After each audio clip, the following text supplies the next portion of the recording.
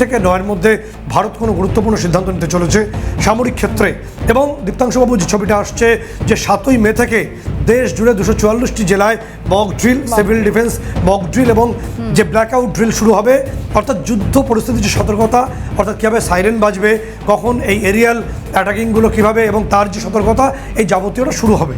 ফলে আমাদের সেই খবরটা বোধহয় শিলমোহর পড়েই গেল। দীপ্তাংশুবাবু, যে তথ্য আমরা জানতে চাইছি আপনার কাছে, যে পাকিস্তান তুরস্কের জাহাজ নিয়ে, যুদ্ধ জাহাজ নিয়ে একটা ফাঁদ তৈরি করেছিল ভারতকে ন্যাটোর সঙ্গে লড়িয়ে দেওয়ার জন্য। আরও একটা ছবি আসছে আমাদের কাছে যে পাকিস্তান তাদের যে সামরিক বাহিনীর পোশাক, ইউনিফর্ম, সেগুলো জঙ্গিদের সেগুলো দেওয়া হচ্ছে এবং তারা ডেল্টা ফোর্স এবং স্যাস অর্থাৎ যে প্রাইভেট মিলিটারি কোম্পানি নিয়ে একটা নির্দিষ্টভাবে কম্বাইন্ড গোষ্ঠী বানিয়েছে, একটা কমান্ডো ফোর্স বানিয়েছে, যার দায়িত্বে সেখানকার স্পেশাল গ্রুপের কমান্ডোরা আছে।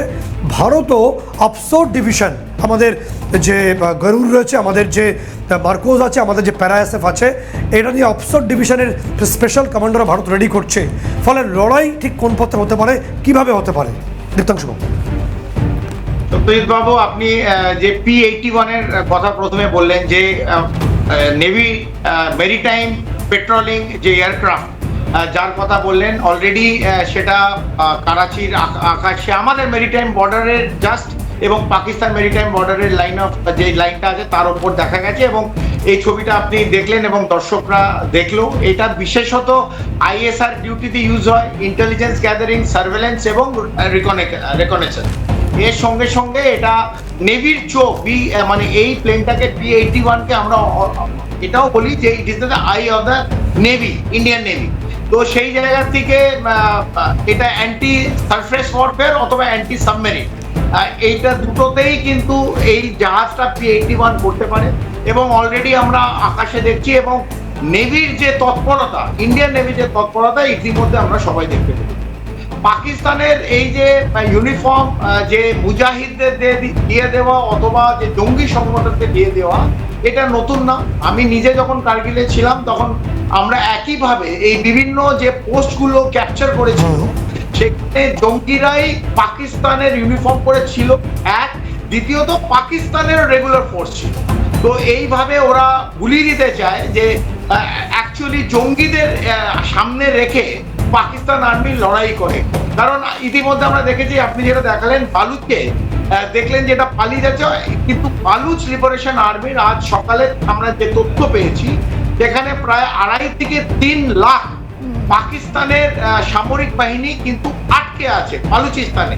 তারা যেহেতু পশ্চিমে আছে, তারা এই পূর্বের দিকে একদমই ঠিক। অর্থাৎ যে কজন পেরেছে, আপনি একদমই ঠিক বলছেন, প্রচুর পাক আর্মিতে তারা ডিটেন করে রেখেছে, কিন্তু যে কটা পেরেছে পাকিস্তানের আর্মি, যে কজন পেরেছে তারা পালিয়ে প্রাণে বাঁচছে।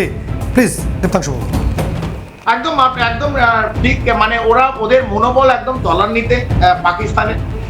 এইদিকে ভারত যুদ্ধে আমরা শুধু নির্দেশের অপেক্ষায় আছি, কেন্দ্রের কখন নির্দেশ আসবে। ইতিমধ্যে কেন্দ্র থেকে আমাদের আর্মস আর্মামেন্ট আরো স্ট্রং করার জন্য সেখান থেকে আমরা নাইট ভিশন ডিভাইসেস এবং ম্যানপ্যাক মিসাইলস, যেটা রাশিয়া থেকে ইগলা মিসাইলস নিচ্ছি, এবং very short range air defence missile system, এটা প্রায় 85টা আরো নেওয়া হচ্ছে। এটা এয়ার ডিফেন্স যে সম্বন্ধে লাস্টে বললেন, যেটা 7 তারিখে যে মক ড্রিল হবে, এই বিভিন্ন যে অ্যাসেট, বিভিন্ন যে ইনফ্রাস্ট্রাকচার, ফর এক্সাম্পল পশ্চিমবাংলা নিয়ে কথা বললে লোক বুঝতে পারবে, যেমন ফারাক্কা ব্যারাজ অথবা এয়ারপোর্ট অথবা কোনো ইম্পর্টেন্ট হাওড়া রেলওয়ে স্টেশন, এইগুলোকে এনিমির কি থাকে, যদি ধরুন পূর্ব তরফ থেকে অ্যাটাক করা হয় অথবা ধরুন মিসাইল অ্যাটাক অনেক দূর থেকে আসে, যেটা ধরুন লং রেঞ্জ মিসাইল, ওটা ধরুন 1500-2000 কিলোমিটার।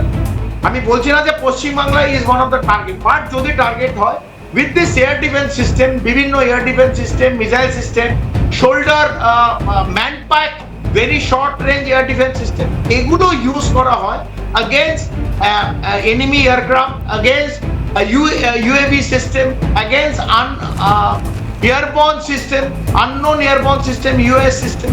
তো এই যে মক ড্রিল হবে, তার আগে এয়ার ডিফেন্সটাও আমাদের complete air defence, Northern sector, western sector এবং আমাদের ইস্টার্ন সেক্টর, এটা কিন্তু আরো পোক্তা করতে হবে, শক্ত করতে